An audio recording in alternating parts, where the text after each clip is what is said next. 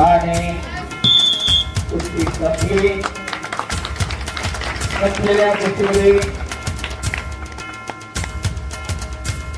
रुद्र आवटे दोन महाराजांचा प्रथम क्रमांकाचा मानकरी तर विराज चळवळचे द्वितीय क्रमांकाचा मानकरी यांच्या सुरुवातीचे 2000 रुपये आणि मेडल देऊन सन्मान केला जातोय.